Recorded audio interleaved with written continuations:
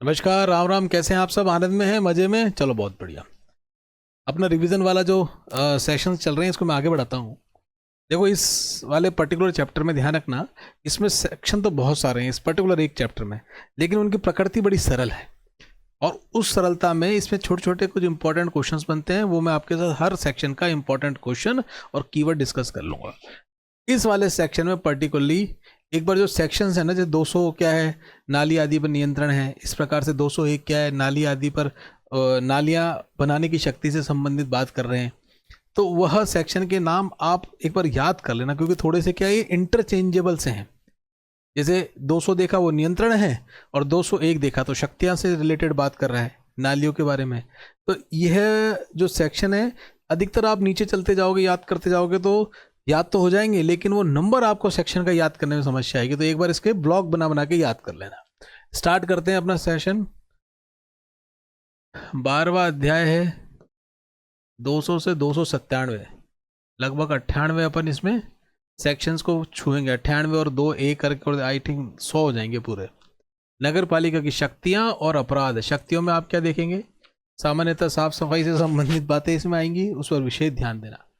पहला ही सेक्शन है 200, नगर पालिका नालियों आदि पर नगर पालिका का नियंत्रण।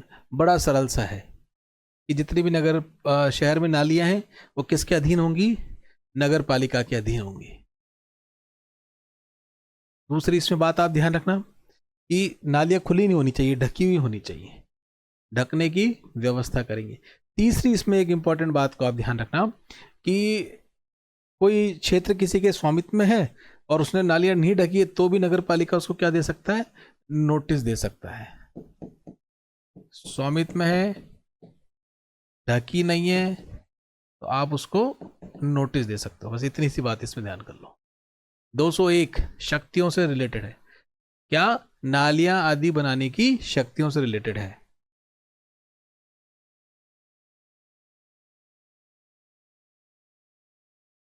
अब नालियां बनाने से क्या रिलेटेड है कि नगर पालिका नालियां बना सकती है, उसमें कोई दिक्कत आती है उसको रिपेयर कर सकती है। ठीक है। और आपको बेसिकली क्या है, शहर की नालियों को व्यवस्थित रंग से वर्टिकल हॉरिजॉन्टल लेके जाने के लिए कई बार किसी की बीच में जमीन आ जाती है। ठीक है। तो वहां से भी यदि आप गुजारते हो तो उसको क्षतिपूर्ति आपको देनी पड़ेगी। स्पष्ट है? क्षतिपूर्ति देनी पड़ेगी। बस इतनी सी बात ध्यान रखना। और बनाने की शक्तियां तो किसके पास है? नई या पुरानी? नगर पालिका के पास ही है। इतनी सी बात है इसमें।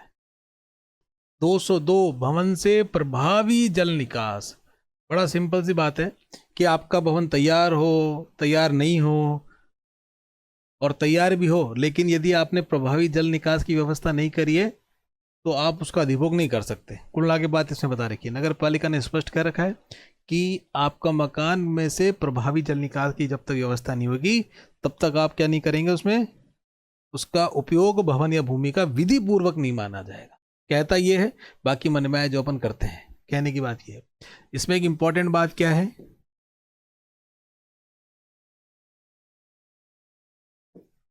कि आपके घर से नगर पालिका ने कह रखा है कि भवन से नगर पालिका की जो नाली है उसकी दूरी कितनी होनी चाहिए? 50 फुट से अधिक नहीं होनी चाहिए। अधिक नहीं होनी चाहिए। इससे अधिक है तो फिर आपको बताएगा कि उचित स्थान पर कहां पर आपको ये जो नाली का जो अपशिष्ट है वो डालना है। फिर इसमें एक बात और बता रखी है सीवरेज कनेक्शन के लिए।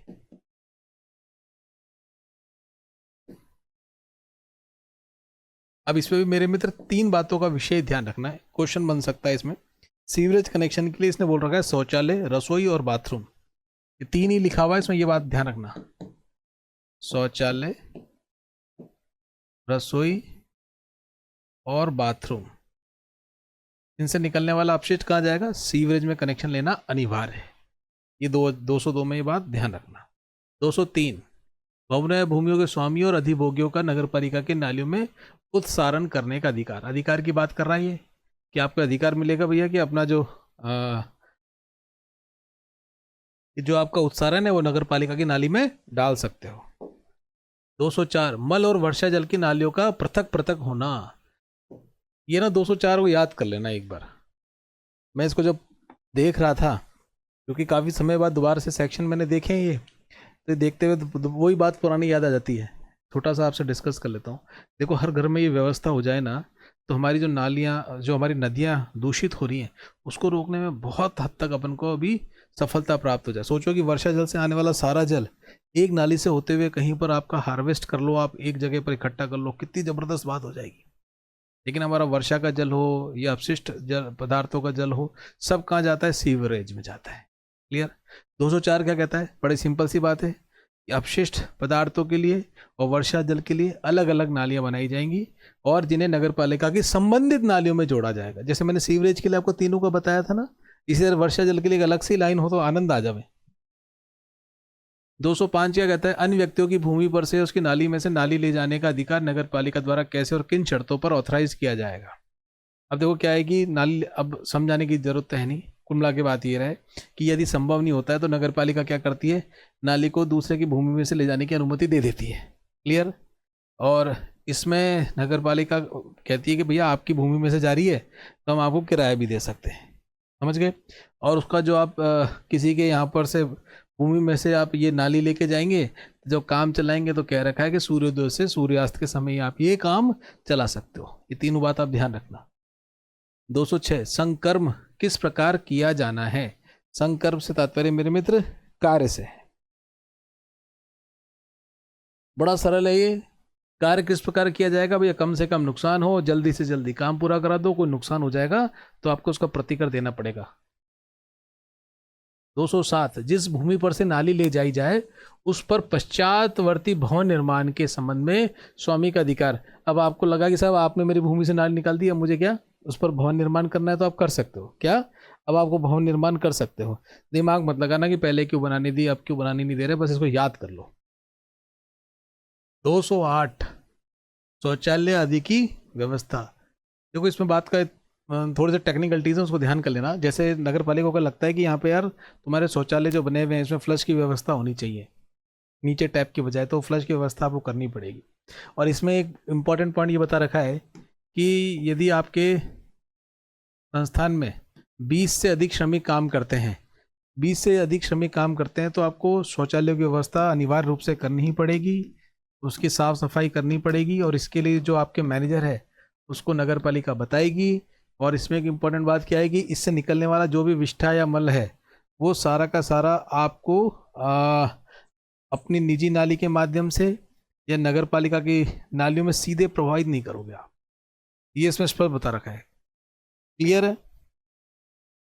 और इसको यदि आप नहीं मानते हैं तो साधारण कारावास मिलेगा आपको। कितना?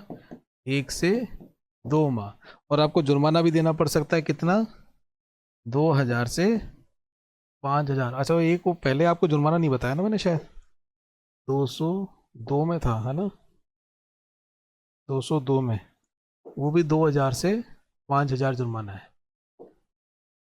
भवनों में प्रभावी जल निकास वाले, इसमें एक पॉइंट में एक क्वेश्चन ये भी बनता है, अगर आप प्रभावी जल निकास की व्यवस्था नहीं करते हैं तो 2000 से 5000 रुपये का आपको जुर्माना लग सकता है।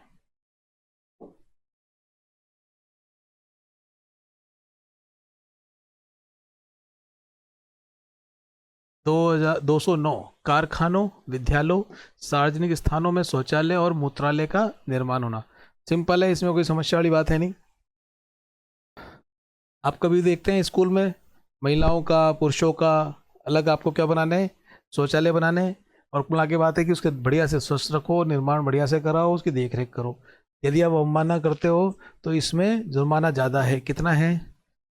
10,000 से लेके 20,000 इसका जुर्माना लगेगा यदि आप ये काम नहीं करते हो तो। 210 शौचालय आदि में परिवर्तन करने, मरम्मत करने और उनको ठीक दशा में रखने का खर्चा। सरल सी बात है, जिसने बनवाया है वही क्या करेगा? रख रखाव करने का उत्तरदायित्व निभाएगा। सिंपल है, इसमें और कोई बड़ी बात नहीं है। अगर आप ढंग से रख रखाव नहीं करोगे तो नगर पालिका आपको इसको बंद करने के लिए बोल सकती है, भैया ढक्कन लगा दो। 211 विद्यमान प्राइवेट नालियों को बंद करने की शक्ति। अब देखो, इसमें ध्यान देना, प्राइवेट नालियां दे रखी हैं। क्या दे रखी है? प्राइवेट नालियां। बड़ी सरल है, इसमें बस क्वेश्चन यदि बनता है तो इसमें ये ध्यान रख लेना, ये जो प्राइवेट नालियां हैं ये प्राइवेट नालियाँ नगर पालिका की भूमि पे भी हो सकती है और निजी स्थानों पर भी हो सकती है, और दोनों को यदि समुचित व्यवस्था नहीं होती तो बंद करने की अनुमति कौन कर देगा? नगर पालिका देगा। 212 अप्राधिकृत रीति से निर्मित, पुनर्निर्मित या जारी रखी जाने वाली मल नालियों के संबंध में शक्ति कौन सी है? अनऑथराइज्ड। अनऑथराइज नहीं है, सिंपल सी बात है। अनऑथराइज है तो नगर पालिका क्या कर सकती है? या तो उसमें कुछ परिवर्तन कर सकती है या उसको बंद करने के लिए कह सकती है कि आपकी अनऑथराइज रीति से आपने निर्मित कर रखी है, इसको क्या कर दो? बंद कर दो। या उसमें कुछ चेंजेस करने तो चेंजेस करने के लिए बोल सकते हैं। और आपकी अवमानना जारी रहती है तो इसमें 1,000 रुपये से लेके 2,000 रुपये तक का जुर्माना है। 213 नगर पालिकाओं की नालियों पर अतिक्रमण कर ही नहीं सकते आप। यदि करते हो तो आप पे जुर्माना लग जाएगा। अब इसमें जुर्माना ध्यान रख लेना कितना लगेगा? 1,000 रुपये आपके जुर्माना लग जाएगा।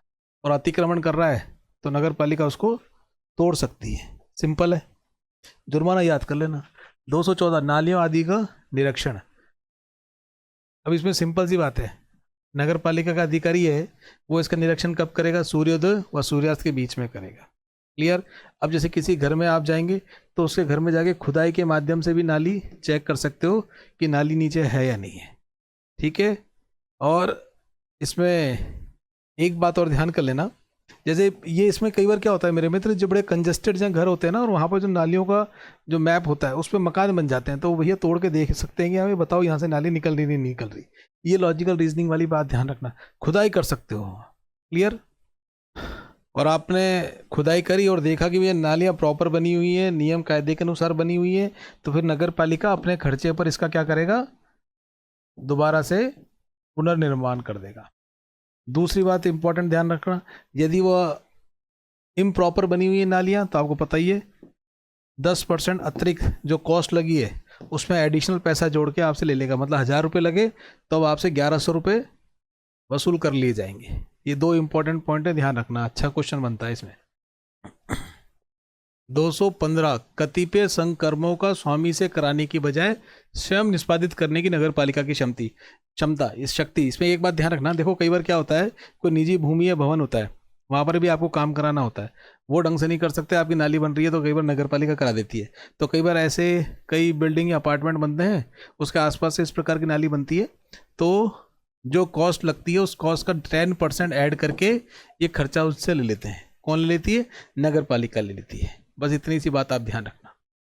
216 जल प्रणाली आदि ले जाने की शक्ति। 216 पानी के लिए भी लाइन तो ले जानी पड़ेगी। अब इसमें ध्यान रखना, ये जल प्रणाली के लिए यदि एग्जामिनर नगर पालिका लिख देता है कि नगर पालिका द्वारा जल प्रणाली ले जाने की शक्ति, तो गलत हो जाएगा।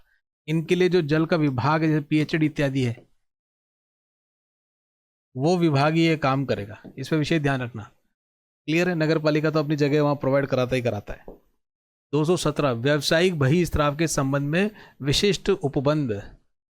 कमर्शियल जो आपका बहिस्त्राव है उसके लिए कुछ नियम बने हुए हैं, लॉजिकल नियम है, दिमाग लगाने की जरूरत नहीं है।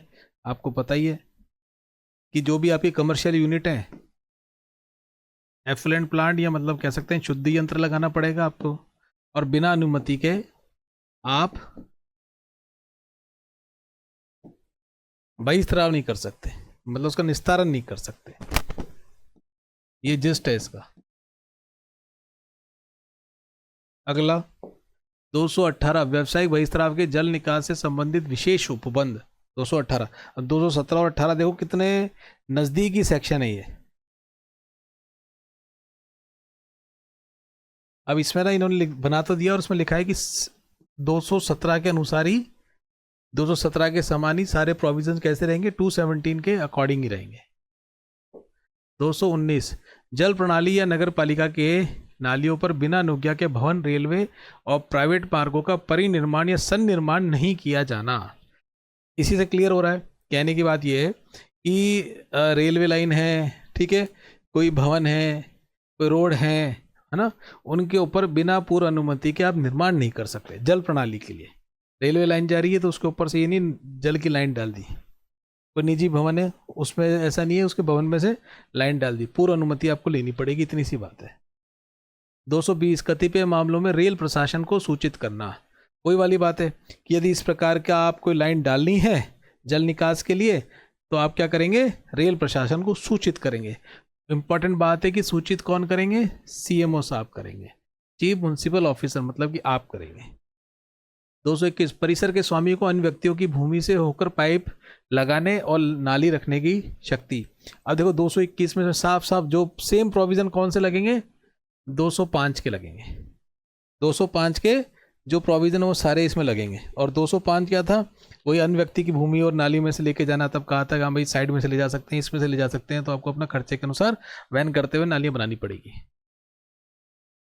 222 दायी व्यक्ति को नोटिस देने के पश्चात मुख्य नगरपालिका अधिकारी की कार्य निष्पादित करने की शक्ति।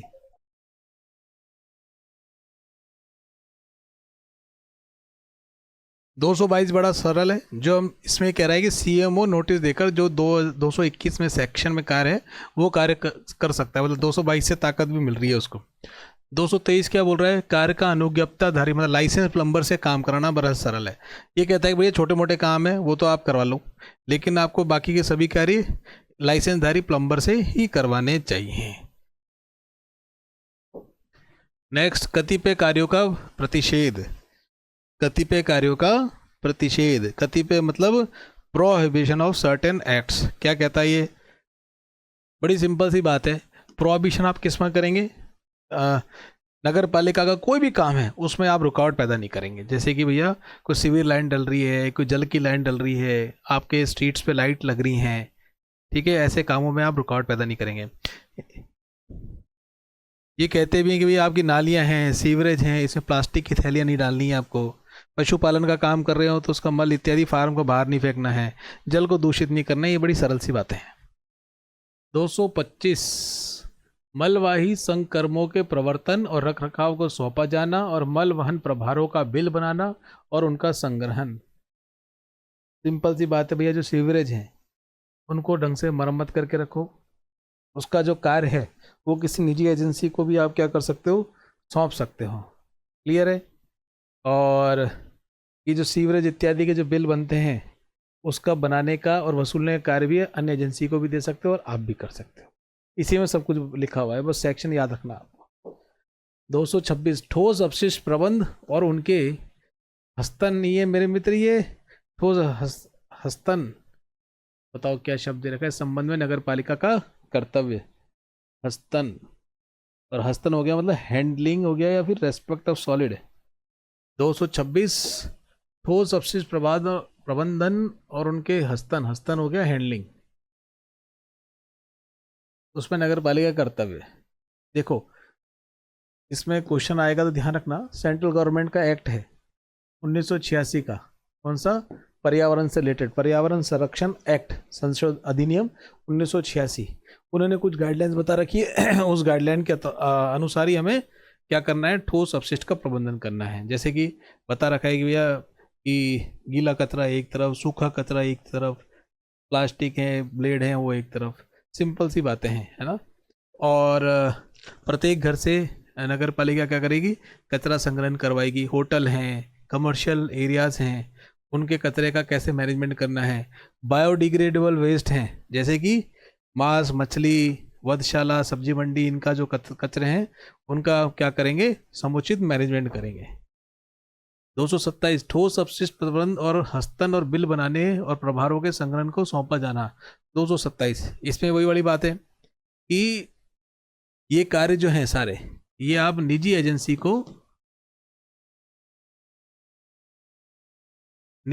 को सौंप सकते हैं। क्लियर। और इस संबंध में आप नियम बना सकते हैं। 228 ठोस अपशिष्टों का नगरपालिका की संपत्ति होना। इसमें कोई बताने वाली बात नहीं है, आपको ध्यान में ही है ना, बस ये सेक्शन देख लेना। कहने की बात ये कि जो भी अपशिष्ट निकलेगा वो सब आपका है। 229 ठोस अपशिष्टों के व्ययन और अंतिम व्ययन के लिए स्थान नियत करना। ये भी सरल है भैया, कचरा कहाँ डालना उसके लिए स्थान निर्धारित कौन करेगा, नगरपालिका करेगा। क्लियर है। भूमि उपयोग के जो भी नियम है उनका आपको उल्लंघन नहीं करना है। और जो भी फाइनल डिस्पोजिशन आप डिस्पोजल करोगे उसके नियम जो है वो जो भी सरकार ने बना रखे हैं उसके अनुसार आप उसका डिस्पोजल करेंगे। सरल सरल सी बातें हैं, बस सेक्शन आपको याद रहने चाहिए। 230 परिसरों के स्वामियों और अधिभोगियों को ठोस अपशिष्टों से उत्पन्न होने के स्रोत होने के स्रोत पर भंडारण करने के क्या क्या कर्तव्य हैं। ठीक है, बड़ी सरल सी बात है।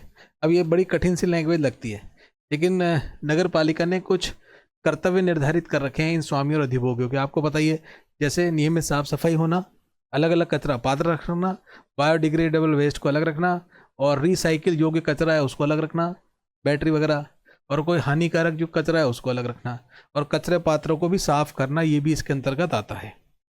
231 सहकारी आवासन सोसाइटी अपार्टमेंट स्वामी संगम आदि का कर्तव्य। अब क्या एग्जाम्पल तो उनके बड़े अच्छे अच्छे हैं, लेकिन अपन को रिवीजन करना है। कहने की बात ये कि जितनी भी सोसाइटीज़ वगैरह हैं, वो जैसे कि आशियाना हो गई, मंगलम हो गई, जो इनके परिसर हैं वहाँ पर ये क्या करते हैं, एक जगह अपना कचरा इकट्ठा कर लेते हैं, नगर पालिका वाले आते हैं, कचरा लेके चल जाते हैं। तो ये कहते हैं कि दायित्व किसका होगा, ये अपार्टमेंट के आदि और उनकी सोसाइटी और उनके स्वामियों का होगा कि भैया आपको एक जगह कचरा संग्रहण करके और अलग पात्र में रखना है। 232 कुछ कामों के लिए प्रोहिबिशन कर रखा है। जैसे आप सबको पता है, चलते हुए सड़क पे कचरा मत डालो, गाड़ी में से बाहर केला का छिलका मत डालो, खुली भूमि है उस पर समझ के कचरा मत डालो, और घनित पदार्थ हैं जैसे कि कहीं मीट मांस कोई काट रहा है उसका भैया सामने कचरा वचरा मत डालो, उसको सार्वजनिक स्थानों पर मत फेंको, हड्डी वड्डी फेंक दी और उसके जो भी मल बचा वो फेंक दिया, ऐसा नहीं करना। मृत जानवर आदि हैं वो ऐसे कहीं पर खाली जमीन देख के नहीं पटकना, ये कुछ प्रोहिबिशन है, सिंपल प्रोहिबिशन है। 233 मार्गों पर किसी ठोस अपशिष्ट को फैलाने और जमा करने या फेंकने के लिए दंड। बड़ा सरल सा है। कितना दंड है? 500 रुपए का जुर्माना। कितना? 500 रुपए का जुर्माना। 234 जीव चिकित्सा अपशिष्ट। देखो इसके लिए भी वही अपने पर्यावरण संरक्षण अधिनियम 1986 ने जो जो करते बता रखे उन्हें उनके अनुसार आपको इसका डिस्पोजल करना है। 235 ये भी हजार्डस वेस्ट है, ये भी अपने पर्यावरण संरक्षण अधिनियम 1986 के अनुसार आपको इसका अपशिष्ट का डिस्पोजल करना है। 236 कतिपय बहिर्गत भागों के लिए अनुज्ञा आवश्यक है। जो कुछ प्रोजेक्टेड आपके एरिया पार्क हैं या एरियाज हैं उनके लिए बात कर रहा है ये, बहिर्गत भागों के लिए।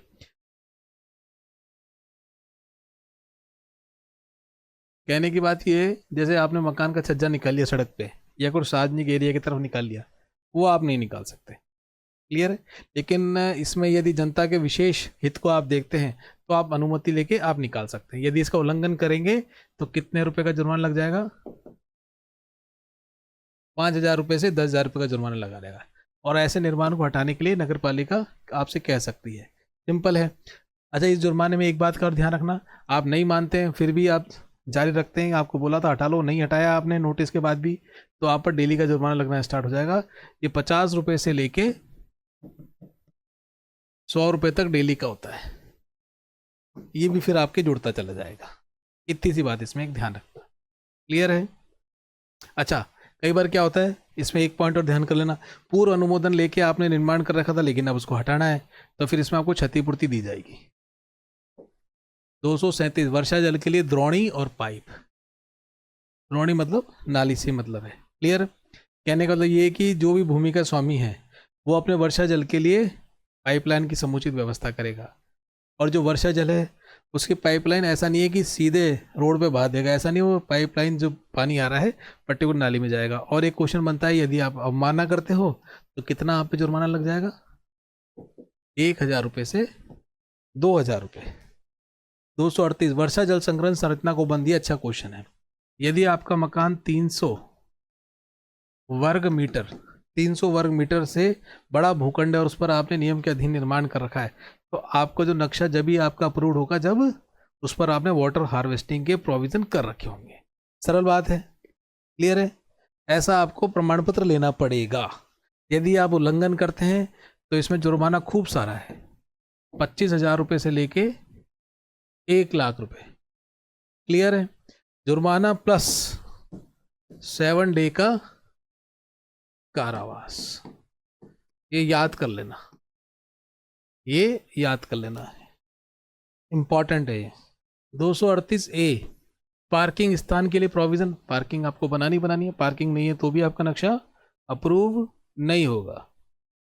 स्पष्ट है, मतलब हर नक्शे में पार्किंग अनिवार्य कर रखी है, फिर भी हमारे यहाँ पे गाड़ियाँ बाहर खड़ी होती हैं। पार्किंग तो पता नहीं कितने लोग प्रॉपर स्पेस छोड़ते नहीं छोड़ते हैं। आपको ये प्रमाण पत्र जब ही अधिभोग करने के लिए दिया जाएगा जब नक्शे में आपके पार्किंग स्पेस होगा। क्लियर है? और आपको पानी का कनेक्शन भी नहीं मिलेगा। दो चीज ध्यान रखना, प्रमाण पत्र और पानी का कनेक्शन, ये दोनों ही आपको नहीं मिलेंगे। क्लियर है? इसमें भी जुर्माना जोरदार है, वही 25,000 रुपये से लेके 1,00,000 रुपए तक का, और सेम वही 7 दिन का कारावास। ये ध्यान रखना, पार्किंग के लिए भी अच्छा तगड़ा जुर्माना लगा रखा है आपके लिए। 239 मकानों पर ब्रैकेट लगाना बड़ा सरल है। आपने देखा होगा घरों के बाहर कई बार ये बिजली की लाइनें जाती है तो आपके घर के से एक वो हुक निकाल के वहाँ पर तार वार जोड़ देते हैं, तो वो आप निजी भवन पे भी इस प्रकार के ब्रैकेट लगा सकते हैं, मना नहीं कर सकते हैं। 240 क्या कहता है? मार्गों के नाम रखना और मार्गों का संख्यांकन। नगर पालिका मार्ग, कॉलोनी, कोई भी स्थान के नाम निर्धारित कर सकता है। नगर पालिका आपको इन मकान के नंबर देता है और मकान के नंबर देगा। क्लियर है? नंबर देने के बाद आप ये नहीं कह सकते कि नगर पालिका आपने हमें नंबर दिया है तो अब आप ही हमारे यहाँ पे बोर्ड लगाओ, ये आप नहीं कह सकते। आपको खुद को अपने खर्चे पर बोर्ड लगाना है। उल्लंघन करते हो आप इसका तो 1,000 रुपये से लेके 2,000 रुपये तक का जुर्माना है। स्पष्ट है? मूर्तियों की स्थापना, ये जोरदार है सेक्शन। वैसे तो हर कहीं देखते हैं आप बगल में किसी भी की मूर्ति टिका देता है, आप लगा नहीं सकते वैसे बिना राज्य सरकार की अनुमति के। अब इसमें ध्यान रखना, नगर पालिका नहीं है, राज्य सरकार की अनुमति चाहिए इसमें। एग्जामिनर क्या कर देगा? बिना नगर पालिका की अनुमति के मूर्तियों की स्थापना नहीं। सार्वजनिक मार्गों पर मूर्ति लगाने के लिए किसकी अनुमति चाहिए? राज्य सरकार की अनुमति चाहिए। दूसरा पॉइंट इसमें अच्छा क्वेश्चन क्या बनता है? यदि आप लगा देते हो तो 2 से 6 माह का 2 से 6 माह का साधारण कारावास हो सकता है। जुर्माना भी एक ऐसा बिल्कुल है, कितना? 25,000 रुपये जुर्माना भी आप पर लग सकता है। 25,000 से 50,000 तक का जुर्माना लग सकता है। 42 झाड़ियों वृक्षों आदियों का हटा जाना और काट छाट, इसमें कोई बड़ी बात नहीं है। नगर पालिका यह काट छाट करती रहती है और आप स्वयं भी कटाई छटाई कर सकते हैं। यदि आपके घर का पेड़ बाहर आ रहा है तो आपको अपने खर्चे पर करना पड़ेगा, और यदि नगर पालिका करती है तो आपसे खर्चा वसूल कर लेगी। जो सब में चलता है वो सेम प्रिंसिपल इनमें भी चल रहे हैं। 243 खतरनाक भवन, हैजार्डस बिल्डिंग, तोड़ दो हटा दो खतरनाक बिल्डिंग, इसमें कोई दिक्कत है? और ऐसी बिल्डिंग की बाड़बंदी करेगी नगर पालिका, एक बोर्ड लगाएगी भैया खतरनाक है। क्लियर है? और ये जो सारे व्यय यदि निजी और निजी संपत्ति है या भूमि का स्वामी कोई है उससे आप क्या करोगे? वसूल कर लोगे। स्पष्ट है? और नोटिस दे सकते हो आप, नोटिस देकर ऐसे भवन को गिराने या मरम्मत कराने को कह सकते हो। और ये नोटिस जो रहेगा वो कितने दिन का है? 3 दिन का आप नोटिस दोगे। कितने दिन का नोटिस दोगे मित्र?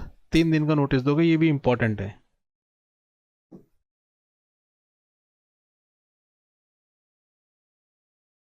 या तो मरम्मत करा लो या उसको गिरा दो। अच्छा, इसमें 1-2 दिन के लिए भी दे रखा है, ये भी ध्यान रखना। 2 डे का नोटिस किसके लिए? बाड़बंदी के लिए। बाड़ लगा दो जिससे सुरक्षा हो सके। 243 244 क्या कहता है? पटरियों आदि को हटाना। क्या? पटरियों आदि को हटाना।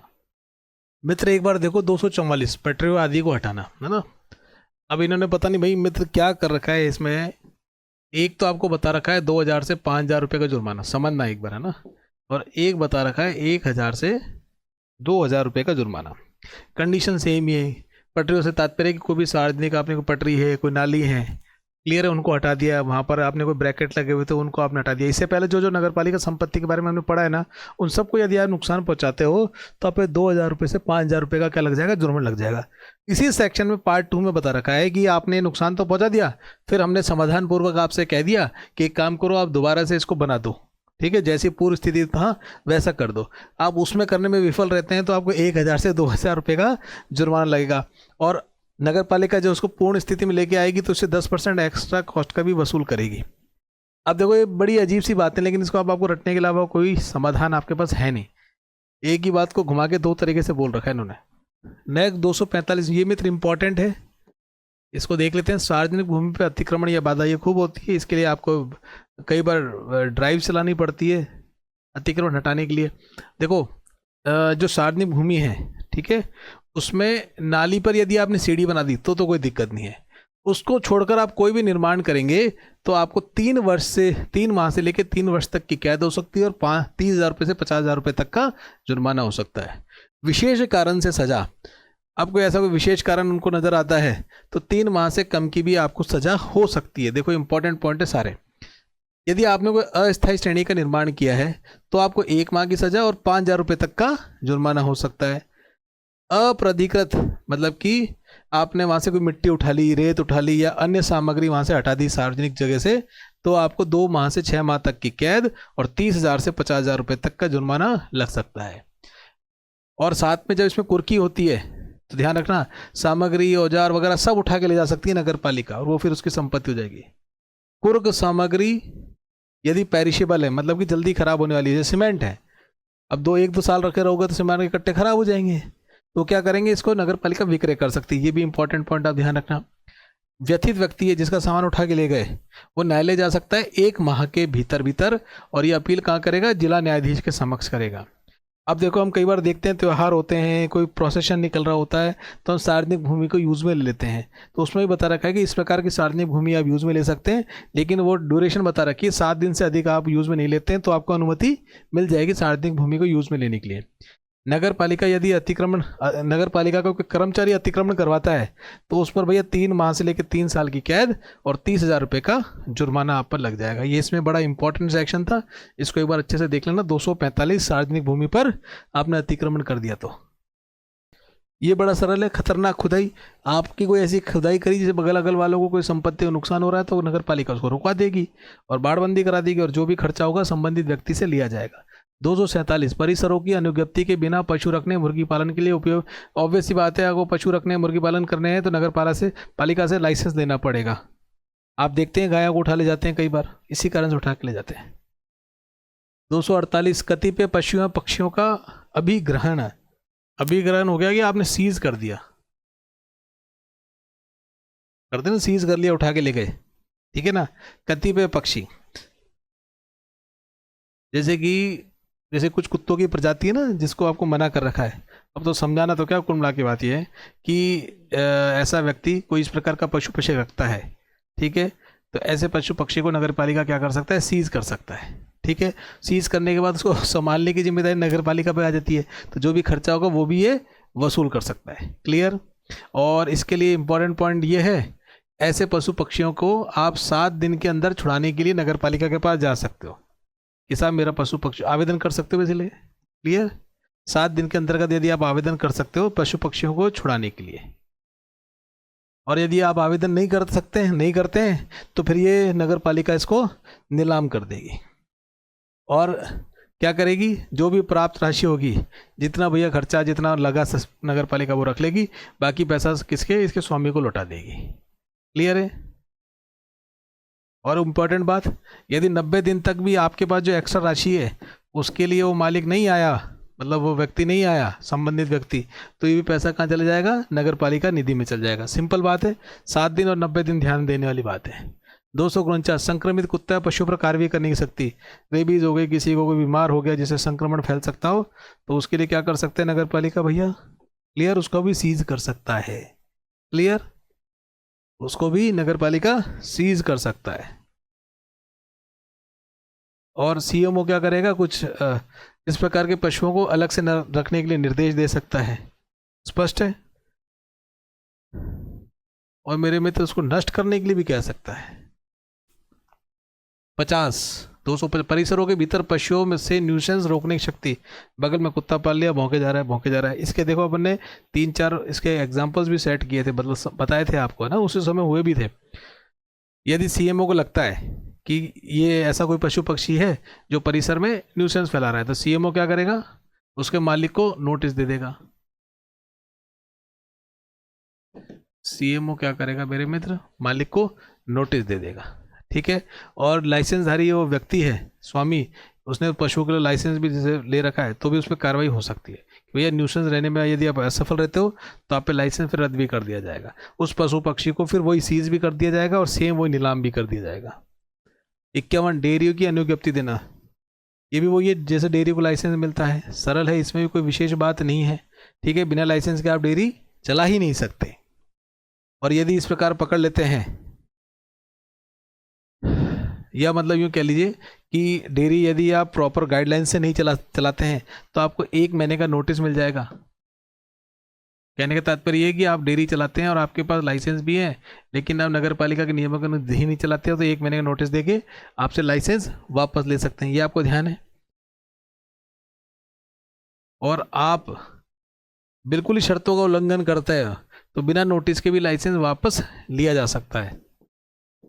ये दोनों बात ध्यान रखना,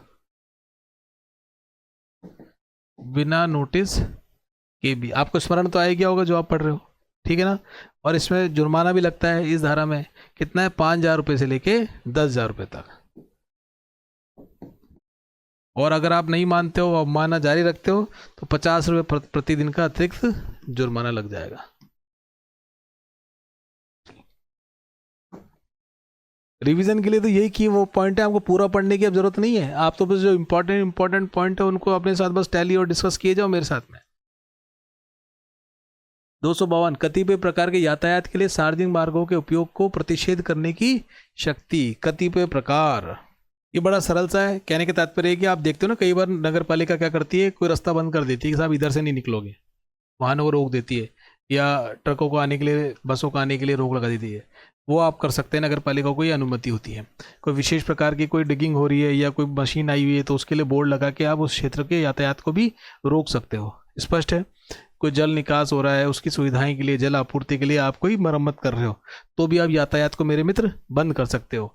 और इसमें एक बात थी साइकिल, हाँ, कि आप पर्टिकुलर क्षेत्र रोड पर पैदल यात्री और साइकिल के लिए रिजर्व कर सकते हो। इतनी सी बात है, सरल है। 253 सार्वजनिक स्थानों पर निजी यानों की पार्किंग का विनियमन।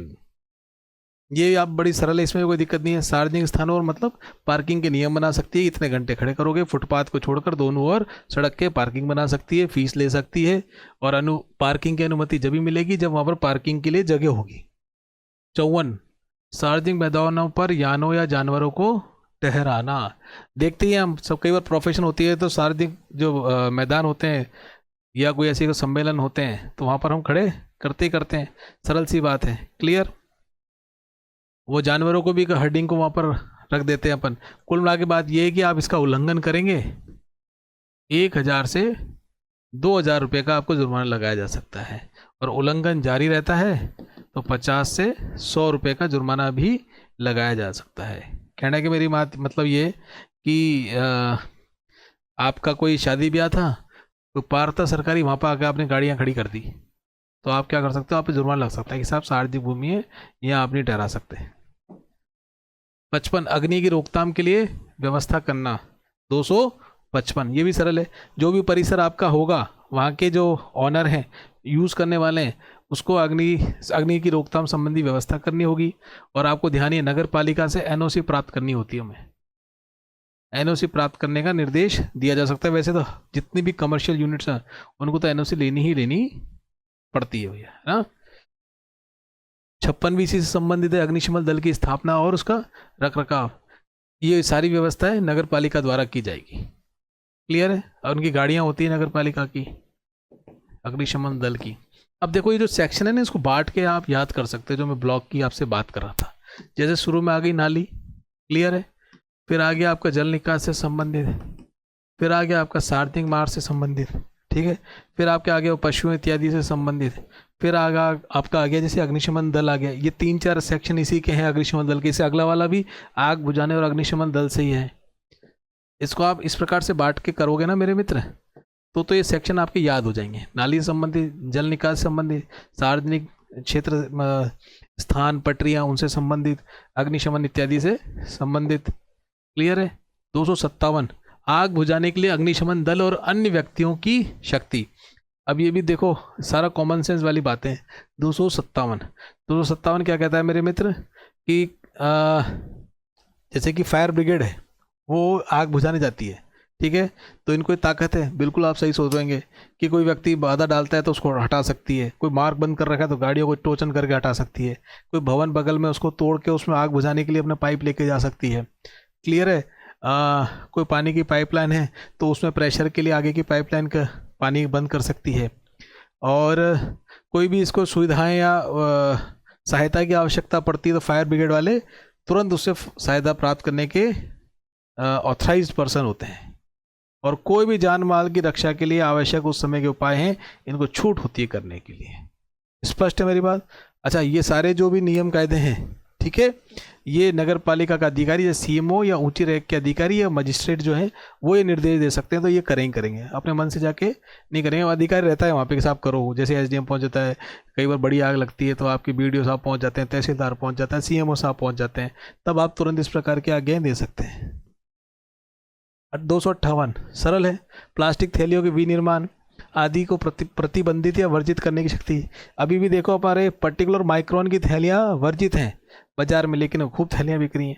अगर इस प्रकार का विनिर्माण आप करते हैं और नहीं मानते हैं तो आप पर जुर्माना लग जाएगा। कितना? 3 माह तक की कैद हो सकती है। और जुर्माना कितना लग जाएगा? 100 रुपये से लेके 1000 रुपये तक। स्पष्ट है? और फिर भी आप अपराध जारी रखते हैं, ठीक है, तो देखो इसमें अपराध जारी रखने पर प्रतिदिन प्रति रात्रि का जुर्माना भी लगाया जा सकता है। वो आपको यहीं पर देखने को मिलेगा।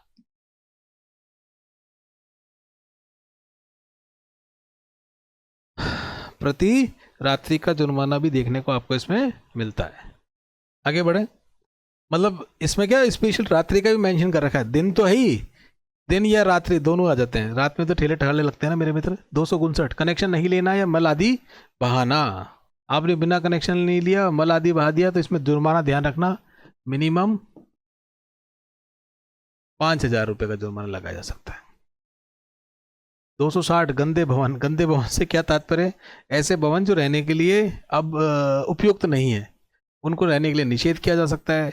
जर्जर अवस्था में उनकी गतिविधि के प्रयोग को आप रोक सकते हो। नोटिस देकर ऐसे भवन की गतिविधि को रोक सकते हो। मरम्मत और ठीक कराने वाली बातें जो अपन ने पहले देखी थी वो भी इसमें यूं की यूँ हैं। गंदे भवन से तात्पर्य जो रहने लायक नहीं है, ठीक है ना। फिर भी आप नहीं मानते हैं, अस्वस्थकर हालत में है वो, स्वामी नहीं मान रहा है, तो उस पर जुर्माना लगाया जा सकता है 1000 रुपये से लेके 2000 रुपये तक का जुर्माना। और इसमें डेली नहीं मानते हो, फिर आगे कंटिन्यू रखते हो, तो 50 रुपये से लेके 100 रुपये तक का जुर्माना भी लगाया जा सकता है प्रतिदिन का। इस प्रतिदिन का तो आपको पता ही है, ठीक है ना।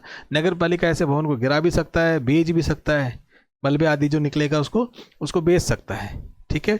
और जो भी खर्चा होता है वो आपको पता है सबकी तरह सेम है। वह घटा के अगर अधिक पैसा मिला है उसके सामान बेचने पर तो स्वामी को लौटा दिया जाएगा, ठीक है।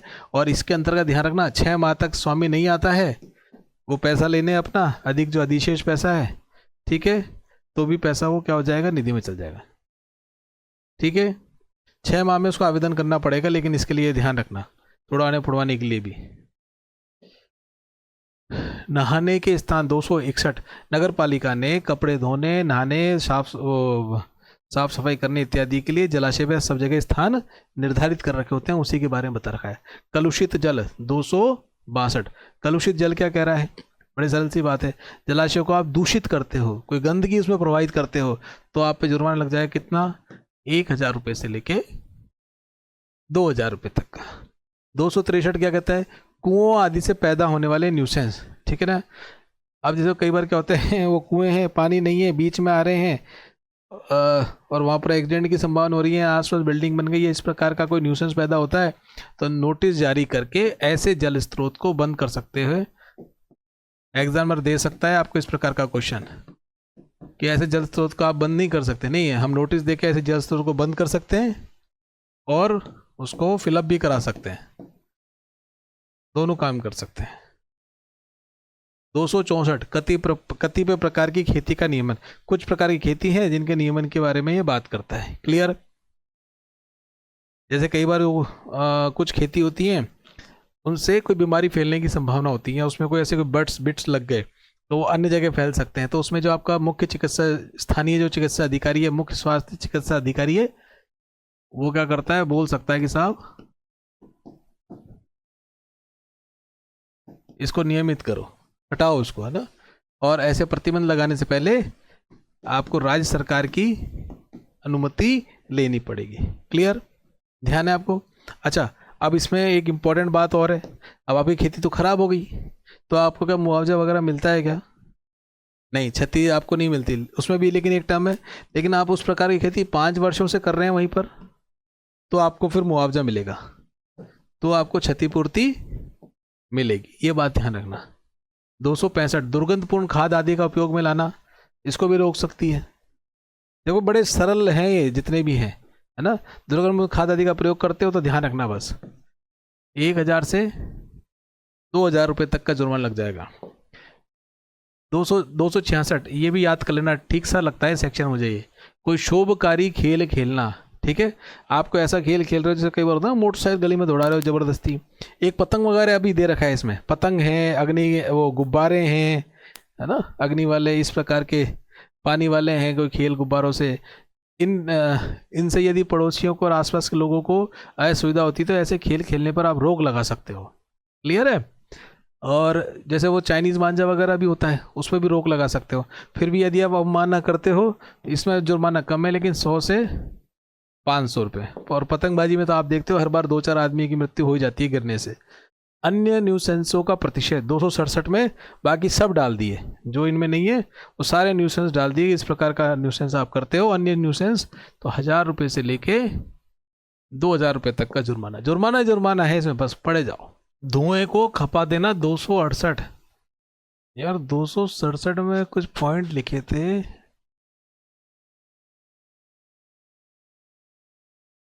देखो इसमें से भी क्वेश्चन बन सकता है ना अन्य वाले में। ये देखो ध्यान करना कि जैसे सार्वजनिक मार्ग हैं या सार्वजनिक स्थान पे, उस पर कहीं पे भी मलमूत्र विसर्जन, जैसे कि बच्चे को बैठा दिया, वो नहीं कर सकते आप। मास्क को बिना ढके नहीं रख सकते। किसी भी क्षेत्र पे पशु और छकड़ों को इकट्ठा नहीं कर सकते। कोई भी नोटिस आपने प्रदर्शित कर रखा है इस निमित्त कि यहाँ पर आप कोई पशु इकट्ठा नहीं कर सकते, मलमूत्र का विसर्जन नहीं कर सकते, ऐसे उखाड़ फेंकते ऐसे विज्ञापनों को या नोटिस बोर्ड को, तो भी आप पर ये एप्लीकेबल हो जाएगा जुर्माना। खुले यान में अपशिष्ट नहीं ले जा सकते, मतलब खुले ट्रैक्टर ट्रॉली में आप देखते हैं ना, कचरा जा रहा है, गोबर जा रहा है या अन्य कोई ऐसा दुर्गंधकारी पदार्थ जा रहा है, वो नहीं लेके जा सकते। नियत स्थान के इतर कब्र, समाधि, स्मारक और उसके अलावा ना हर कहीं शव नहीं जला सकते, ना दफना नहीं सकते। लेकिन फिर भी देख लो जगह जगह आपको क्या मज़ारें मिल जाएंगी, बीच पुलिया के ऊपर भी मज़ार मिल जाएंगे, वहाँ भी दफना देते हैं भाई। जानवर को खुला नहीं छोड़ सकते। शौच स्थान कहीं पर भी आप नहीं कर सकते। क्लियर है। जानवर से खुले छोड़ने से मतलब है कि वो काट वाट नहीं ले भैया, ऐसी अपेक्षा रहती है कि इसको आप अपने घर के अंदर बांध के रखो। ये इंपॉर्टेंट पॉइंट भी आप ध्यान कर लेना। धुएं से संबंधित क्या, धुएं को खपा देना, कहने की बात है कि ऐसा कोई भी कार्य जैसे धुआं निकल रहा है तो स्वामी क्या करेगा, उसको खत्म करने का उत्तरदायित्व किस पे रहेगा, स्वामी पे रहेगा। फिर भी नहीं मानता है, उल्लंघन करता है, तो वही जुर्माना कितना, 1000 रुपये से लेके 2000 रुपये तक का। फर्स्ट टाइम तो ये है, सेकेंड टाइम दोबारा अपराध करता है तो अब जुर्माना बढ़ा देंगे 2000 रुपये से लेके 5000 रुपये। एक प्रश्न तो ये बनता है इसमें, ठीक है। और हाँ, इसमें एक इम्पॉर्टेंट ये बनता है, रेलवे इत्यादि पर ये नियम लागू नहीं होते। जैसे रेलवे के इंजन वगैरह हैं, धुआं छोड़ रहे हैं, उन पर नहीं। और रोड मेंटेनेंस या रोड का निर्माण के लिए मशीनरी है, मेंटेनेंस या निर्माण के लिए जो मशीनरी है उन पर ये लागू नहीं होता। उन वाहनों पर, ये मरम्मत वाहनों पे लागू नहीं होता। 68 हो गया, 68 हो गया, 69। बाजारों, वधशालाओं और कतिपय कारोबार के लिए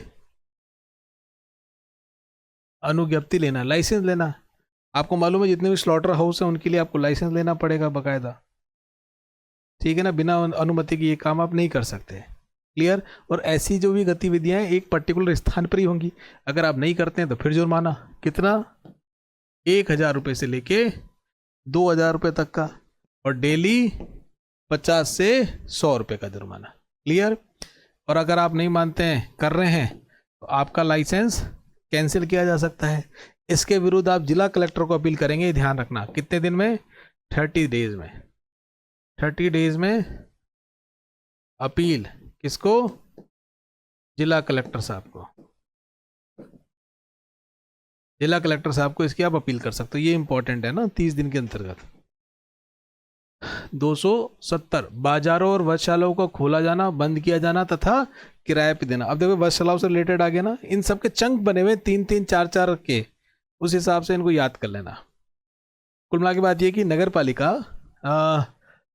इनके लिए स्थान तय कर देगी, स्टॉल तय कर देगी और उनको किराए पर भी दे सकती है और वहाँ पे बेच भी सकती है। पर्टिकुलर एक मार्केट बना दिया, ऐसे कामों के लिए। ये कौन? नगर पालिका कर सकती है। क्लियर? और हम ये देखते हैं सामान्यतः किराए पर या जो पट्टे पर देती हैं, क्लियर, उनकी कुछ अवधि दे रखी है। एक्ट में लिखा हुआ है कि सामान्यतः 1 वर्ष या अधिक अवधि के लिए नीलामी के माध्यम से पट्टे जारी किए जाएंगे। ठीक है, जनरली 1 वर्ष या अधिक, और एक कैसे होंगे? नीलामी के माध्यम से होंगे, नीलामी के माध्यम से होंगे। स्पष्ट है? अच्छा, यदि नगर पालिका से आपने स्थान प्राप्त किए बिना इस प्रकार का काम किया तो वही जुर्माना लग जाएगा। कितना? 1000 से 2000। 271 नगर पालिका सीमाओं के बाहर वधशालाएं आदि। देखो, आपकी सीमाओं के बाहर आप नगर पालिका के स्लॉटर हाउस के लिए जगह दे सकते हो, अनुमति दे सकते हो, ठीक है ना? और ऐसे नगर पालिका की स्थिति मानी जाएगी। क्लियर? कौन देगा अनुमति? ये राज्य सरकार की अनुमति से नगर पालिका अधिकारी, मतलब आप, सीएमओ साहब, आप देंगे।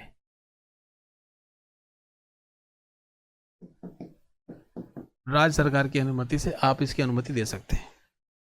72 नई वधशालाओं का खोला जाना। ठीक है, अब देखो, कभी भी नए स्लॉटर हाउस खुलेंगे तो लोगों से आपत्तियां मांगी जाती हैं, ये ध्यान रखना। जनता से आपत्ति मानी जाएगी, सुविधाएं देखी जाएंगी, उसके बाद ही खुल जाएंगे। सेम प्रिंसिपल जो बाकियों के लिए लगता है। 273 वे शक्ति है जिनका खतरनाक रोगों को रोकने के लिए प्रयोग किया जाता है। खतरनाक रोग, देखो इसको कोरोना काल का ध्यान कर लेना, फिर आपको इस सेक्शन में दिक्कत नहीं आएगी। किसमें? 273 में क्या कहता है 273? कि भैया खतरनाक रोग, कोरोना ध्यान में रख लो आप तो बस, ठीक है ना? कि ऐसे रोग की जानकारी परिवार का जो भी मेंबर है तुरंत किसको देगा? अपने मालिक को, अपने व्यवसाय को, या चिकित्सक अधिकारी को बिल्कुल तुरंत अविलंब सूचना देगा। ठीक है ना?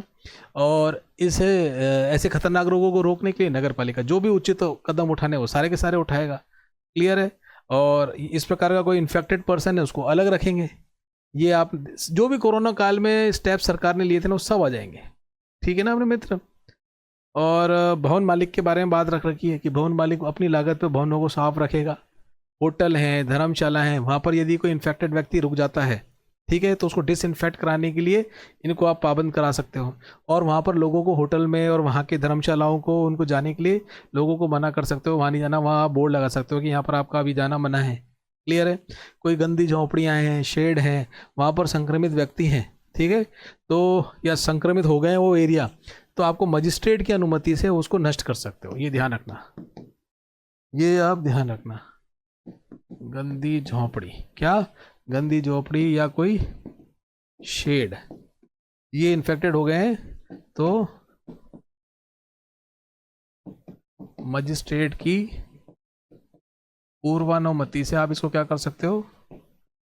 नष्ट कर सकते हो। ये बात आप ध्यान रखना है इसमें ना। और वही जुर्माना तो लगेगा ही लगेगा। ये सारे काम करने से आप नगर पालिका को रोकते हो, व्यवधान डालते हो, तो 2000 रुपये से 5000 रुपये का आपको जुर्माना लग जाएगा। और इसके लिए राज्य सरकार आपको कोई भी रोकथाम करने के लिए निर्देश दे सकती है। 274 राज्य सरकार द्वारा अधिसूचित अति भीड़ वाले क्षेत्रों के संबंध में विशेष शक्तियां जो राज्य सरकार द्वारा प्रदत्त की जाएगी। अति भीड़ वाले क्षेत्र, अति भीड़ वाले क्षेत्र 274 अति भीड़ वाले क्षेत्र। क्या कहता है साहब? ये सरल है। अति भीड़ मतलब जैसे कि कुछ स्लम एरिया है, जैसे मुंबई में है, धारावी, ऐसे जो भी सिटीज़ में आजकल स्लम एरिया डेवलप हो रहे हैं, वहाँ पर इस प्रकार की अति भीड़ क्षेत्र में बीमारी का प्रसार हो जाए तो, ठीक है, तो क्या कर सकते हैं? नगर पालिका कुछ अधिसूचित करके राज्य सरकार के माध्यम से आपको वहाँ पर निर्देश दे सकती है। जैसे कि यदि वहाँ पे भवन ढंग से नहीं बने हैं, साफ सफाई नहीं है, जल निकास नहीं है, सीवरेज नहीं है, मार्ग तंग है, तो इसको दोबारा से क्या कर सकते हैं? इस प्रकार के भवनों को भवन स्वामी को नोटिस देके आप हटवा सकते हो। क्लियर? और ऐसे निर्माण हैं उनको नगर पालिका द्वारा गिरा भी सकते हैं, निर्माण रोक सकते हैं, वहाँ पर उपयोग करने के रोक सकते हैं। ऐसे स्थानों को नगर पालिका अपने कब्जे में ले सकती है। क्लियर? और यदि जैसे कि आपने भवन मालिक से, वही सेम प्रिंसिपल, भवन मालिक ने नगर पालिका से अनुमति लेके और पूरे नियम कायदे से मकान बना रखा है, लेकिन भैया वहाँ पर संक्रमण फैल गया, तो ये ऐसे यदि आपने नियम कायदे से मकान बना रखा है तो ऐसे भवन नियमों के अनुरूप हैं, उनको यदि उसमें आप चेंज, परिवर्तन, तोड़फोड़ करते हैं तो आपको क्षतिपूर्ति मिल जाएगी। 275 शव गाड़ना और कब्रिस्तान। सरल है। शमशान, कब्रिस्तान, वहीं के रख रखाव का उत्तरदायित्व किसका होगा? नगर पालिका होगा। नगर पालिका का होगा। 76 यही आ गया ना ये तो। अच्छा, शव गाड़ना और कब्रिस्तान, कब्रिस्तान और शमशानों के संबंध में शक्ति। इससे पहले हमने देखा कि उत्तरदायित्व और रखरखाव किसका होगा, नगर पालिका का होगा। 76 क्या कहता है, बिना नगर पालिका के अनुमति के शमशान और कब्रिस्तान आप हर कहीं नहीं बना सकते। क्लियर। और कई बार क्या होते हैं, ऐसे शमशान और कब्रिस्तान लोगों की हेल्थ बेनिफिट या उनके स्वास्थ्य को भी देखा जाता है, लगता है कि इससे इनको खतरा हो सकता है, तो इस प्रकार के नगर पालिका ऐसे उपरोक्त स्थानों को बंद भी कर सकती है। और फिर भी आपने उल्लंघन करके ऐसा कब्रिस्तान और शमशान बनाने की कोशिश करी, वही जुर्माना कितना, 1000 से 2000 रुपये जुर्माना लग जाएगा। क्लियर। अच्छा, इसके विरुद्ध अपील कर सकते हैं क्या, बिल्कुल कर सकते हैं। 30 दिन के लिए अपील कर सकते हैं। किसको अपील करेंगे मेरे मित्र, कलेक्टर साहब को अपील करेंगे। अच्छा, कलेक्टर ने जो डिसीजन दे दिया वो निर्णय अंतिम होगा, मतलब उसके खिलाफ आप कोर्ट में नहीं जा सकते। स्पष्ट है मेरे मित्र। 277 शवों को ले जाने का विनियमन। अब देखो सारे आ गए ना, क्लब में आ गए ना सारे, कब्रिस्तान, शमशान, शव, ये एक साथ क्लब में आ गए। तो ये आप इसको इसी प्रकार से याद करना मेरे मित्र। देखो वैसे तो शव आप कहीं से ले जा सकते हो, लेकिन इस एक्ट में बता रखा है कि एक मार्ग आपका निश्चित होता है। उसके अलावा यदि आप अवमानना करते हो मार्ग की, तो वही 1000 रुपये से लेके 2000 रुपये का जुर्माना लगाया जा सकता है। 78वीं शमशान से, शमशान भूमियों पर ईंधन की दुकानों के लिए अनुज्ञप्ति देना। बेसिकली क्या है कि लकड़ी वगैरह इत्यादि के लिए आपको पता ही है हर शमशान पर व्यवस्था होती है, ठीक है ना। और इसकी आपको अनुमति लेनी होती है कि, और उसमें भी एरिया फिक्स कर रखा है, ठीक है। 300 मीटर से, शमशान के 300 मीटर के एरिया में अंदर आपने कहीं पर ऐसी दुकान नहीं खोल सकते, वो केवल नगर पालिका की अनुमति से खुलेगी। 300 मीटर के बाहर इस प्रकार के विक्रय को आप विक्रय कर सकते हैं ना। 300 मीटर ध्यान रखना, प्रतिबंधित है। 300 मीटर के अंदर कोई व्यक्ति शमशान घाट के 300 मीटर के क्षेत्र में ईंधन के विक्रय से विक्रय करता है, तो उस पर मतलब नगर पालिका उसको ऑथराइज करेगा तो आप विक्रय कर सकते हो, अन्यथा नहीं कर सकते, ठीक है ना। नगर पालिका ने जिसको बता रखा है वही करेगा, उसके अलावा कोई करेगा तो जुर्माना लग जाएगा। क्लियर। और इसमें विक्रय की दर भी नगर पालिका के द्वारा तय रहती है, साहब इतने रुपए लगेंगे, ये आपको ध्यान में ही है। अच्छा, अवमानना करोगे तो 1000 रुपये से लेके 2000 रुपये तक का मेरे मित्र जुर्माना लग जाएगा। शवों को दफन करवाने या जलवाने की शक्ति। देखो बेसिकली कई बार लावारिश वगैरह के लिए, डेड बॉडीज के लिए काफ़ी काम में लेते हैं, ठीक है ना।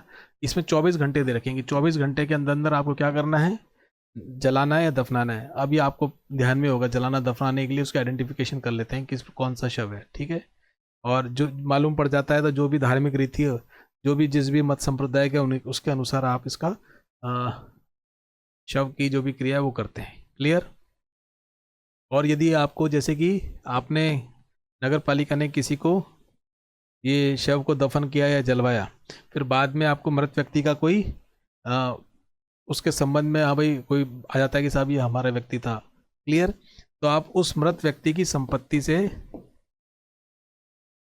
क्या कर सकते हैं, वसूल कर सकते हैं जो भी आपका खर्चा हुआ है। क्लियर। अब है तो है साहब जो भी। 280 नगर पालिका क्षेत्र में मृत पशुओं के शवों को हटाया जाना। इसके लिए कह रहे हैं कि हर कहीं आप नहीं कर सकते, इसके लिए स्थान निर्धारित है, जैसी पुरानी बातें हैं सारी। क्लियर है। और पशुपालक ऐसी भूमि का अधिभोगी पशु का शव यदि उसका पाया जाता है जो निर्धारित स्थान पर ही ले जाएगा और वहीं डालेगा। क्लियर है। इसके अलावा और कहीं आप नहीं हटा सकते। और इसमें जैसे कहीं पर कोई मर गई, सांड मर गया या कोई पशु मर गया, कुत्ता मर गया, तो 24 घंटे, इसमें भी 24 घंटे ही है, 24 घंटे में उसको क्या करना पड़ेगा, नगर पालिका को वहाँ से हटाना पड़ेगा, ठीक है। और यदि आपका कोई स्थान ही निर्धारित नहीं है कहाँ पर इनको जाके दफनाना है, ठीक है, तो ऐसे शव को आबादी से 2 किलोमीटर दूर लेके जाएगा। ये भी इम्पोर्टेंट है।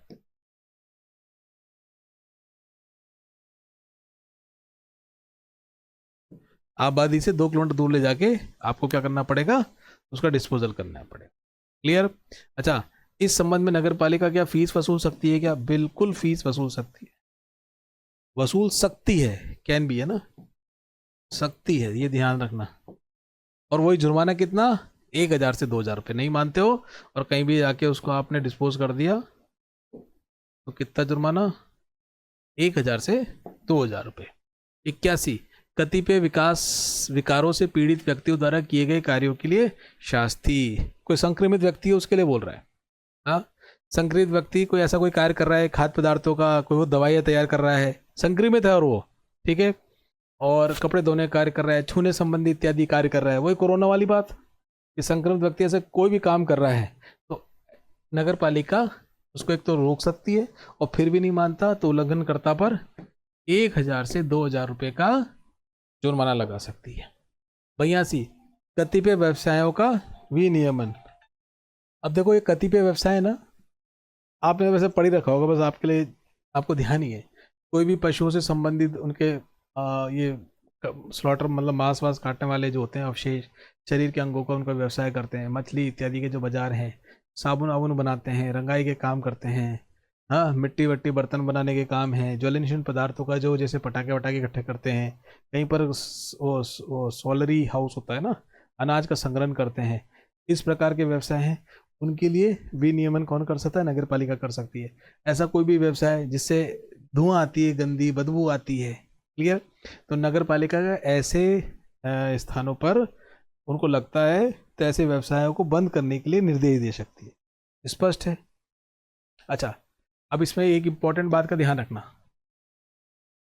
इसमें कीवर्ड दे रखा है कुटीर। क्या? कुटीर उद्योग।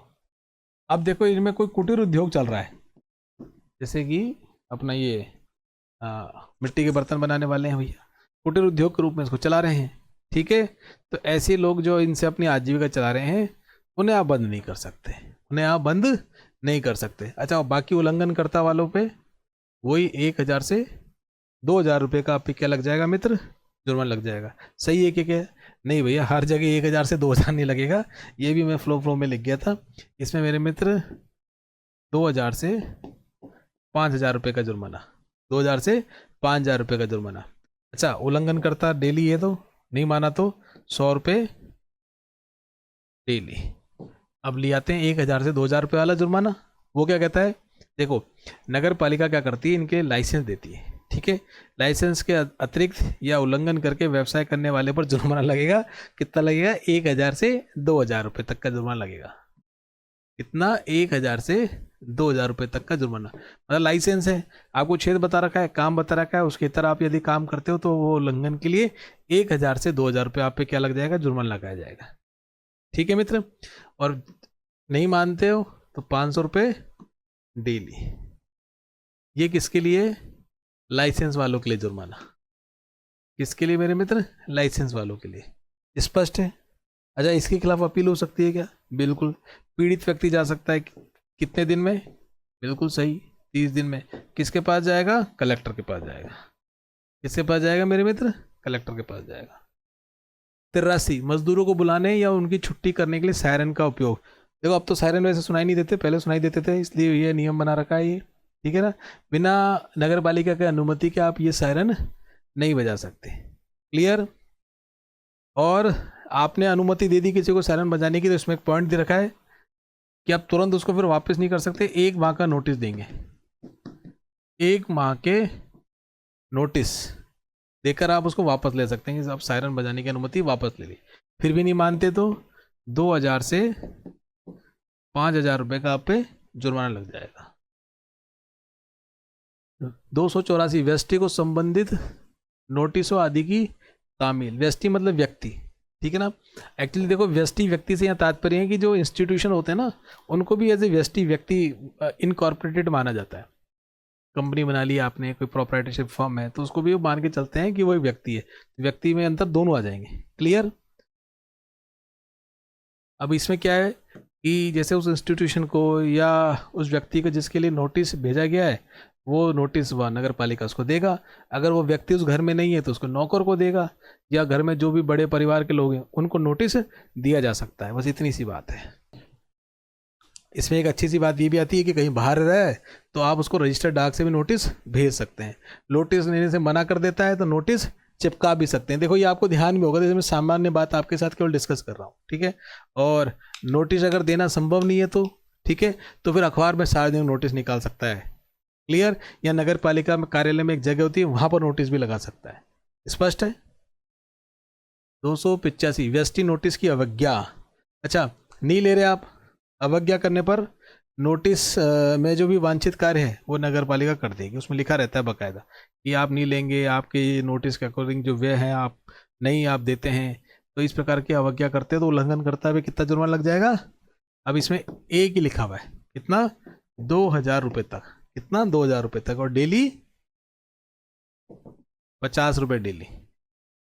286। अब देखो कितना माइन्यूट से डिफरेंस है। सार्वजनिक नोटिस की अवज्ञा वो था स्व व्यक्ति को आप नोटिस दे रहे हो, अवज्ञा करता है तो 86 में सार्वजनिक नोटिस क्या, मतलब सबको बोल दिया कि भैया इतने बजे से इतने बजे तक इस सड़क के अंदर, इस सड़क पे नहीं आना है, यातायात रोक दिया। या और कोई नोटिस दे दिया कि भैया यहाँ पर आपको कोई सामान की ठेला ठोली नहीं निकालनी है। जन सामान्य को इस प्रकार का सार्वजनिक नोटिस देते हैं, उसकी अवज्ञा करते हैं तो कितना जुर्माना लग जाएगा? 5,000 रुपये तक का।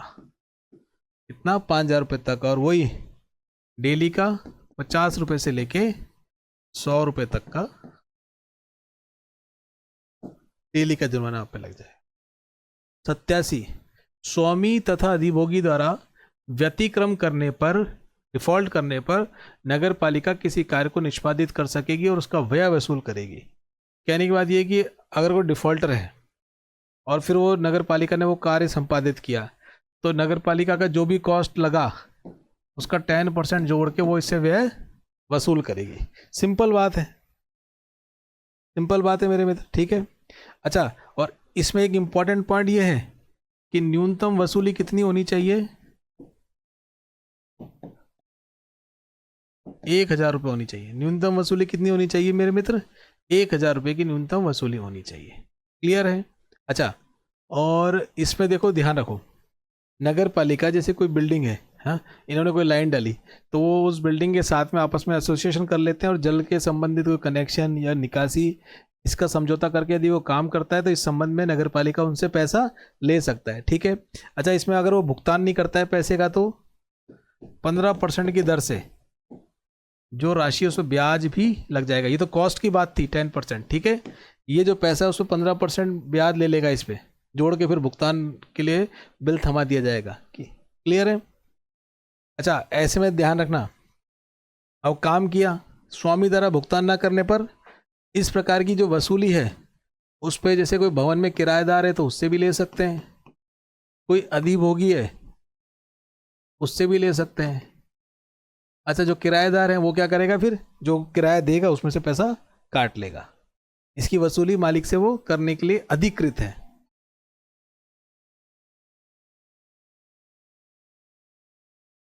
दो 288 स्वामी द्वारा व्यतिक्रम किए जाने पर अधिभोगी संकर निष्पादित कर सकेगा, किराए में से वह काट सकेगा, जो मैंने आपसे भी बात करी थी, ठीक है ना, किराए में से पैसा काट सकता है।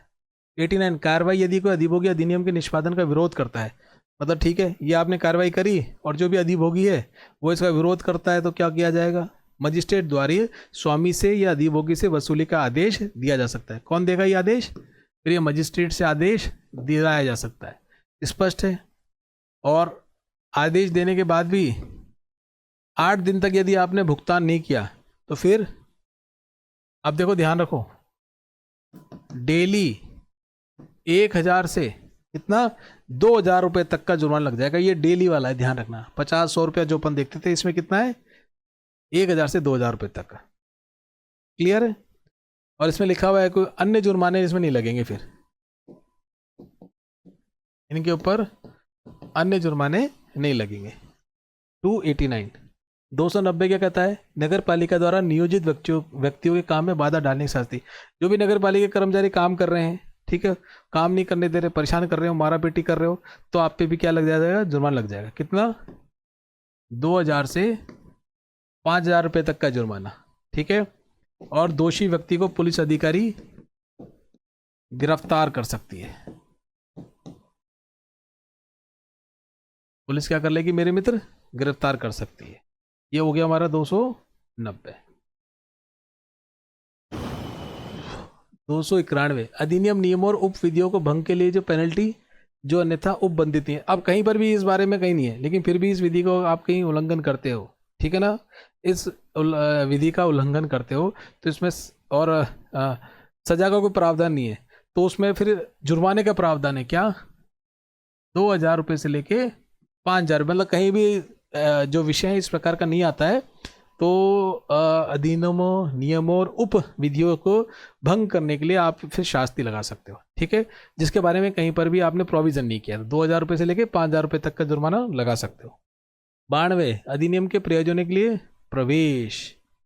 कहने की बात यह है कि भैया इस प्रकार के इस अधिनियम में वही सूर्योदय से सूर्यास्त के बीच में आप प्रवेश करोगे, क्लियर है, और 24 घंटे पहले नोटिस दोगे किसको, अधिभोगियों को,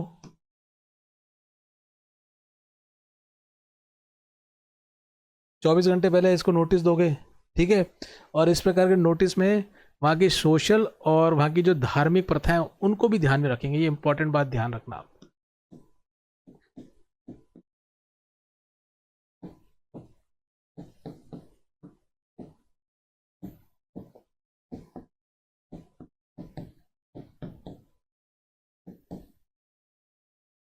सामाजिक और धार्मिक प्रथाओं का ध्यान रखा जाएगा। 292, 293, निवारक निरीक्षण, प्रोहिबिशन करने के लिए निरीक्षण करना। कुल मिला के बात यह है कि नगर पालिका का अध्यक्ष, उपाध्यक्ष, आप चीफ म्युनिसिपल ऑफिसर, कोई चिकित्सा अधिकारी किसी भी भवन में इस प्रकार के इंस्पेक्शन के लिए प्रवेश कर सकता है, ठीक है, और बिना नोटिस के प्रवेश कर सकता है। उसे लगता है कि यहाँ पर किसी कानून का यदि उल्लंघन हो रहा है, और इसमें भी वही सामाजिक और धार्मिक प्रथाओं का ध्यान रखेंगे। 294, प्रवेश करने की शक्ति, प्रवेश करने की शक्ति। अब इसमें कुल मिला के बात यह है कि आप गए, ताले लगे थे तो ताले खुलवा सकते हैं, दरवाजे आदि खुलवाए जा सकते हैं, इतनी सी बात है। 295, कतिपय मामलों में प्रतिकर की अवधारणा, कंपनसेशन, प्रतिकर मतलब कंपनसेशन। देखो कोई कंपनसेशन की बात आती है तो इसमें ध्यान रखना, वही निदेशक, डायरेक्टर, निदेशक स्थानीय निकाय ये तय करेगा कि कितना कंपनसेशन देना है, ठीक है। अच्छा, इसमें जो पीड़ित पक्षकार है वो न्यायालय में वाद ला सकता है, ये ध्यान रखना।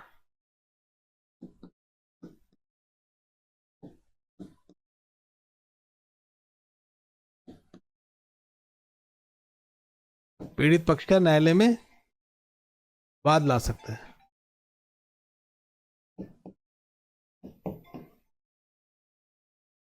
और मित्र, इसमें जो क्षतिपूर्ति होगी उसके लिए एक नियम है, आप सभी को ध्यान में, बिल्कुल सही सोच रहे हो, भूमि अधिनियम 1894, भूमि अधिनियम 1894, इसके अधीन इसके अधीन रह के हम तय करेंगे कितना कंपनसेशन देना है। 296, खर्चे या व्यय कैसे अवधारित और वसूल किए जाएंगे, ये कौन तय करेगा, सिंपल है, नगर पालिका। किस तरीके से वसूल करना है, कितना करना है, ये सब नगर पालिका तय करेगी। राज्य नगर पालिका संघ का गठन और उसके करते हैं।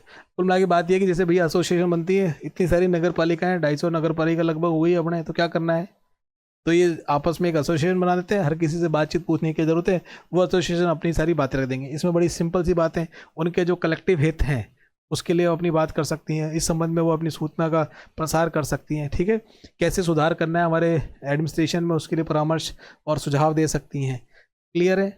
और इसमें लेकिन इस एसोसिएशन में केवल जो नगर पालिका के अध्यक्ष हैं वो ही भाग ले सकते हैं, ये ध्यान रखना, उपाध्यक्ष नहीं, केवल अध्यक्ष ये भाग ले सकते हैं, इतनी सी बात है, बस सिंपल। चलो ये समाप्त हुआ इसमें, इसका एक अगला और जो पार्ट है वो भी अपन देख लेते हैं।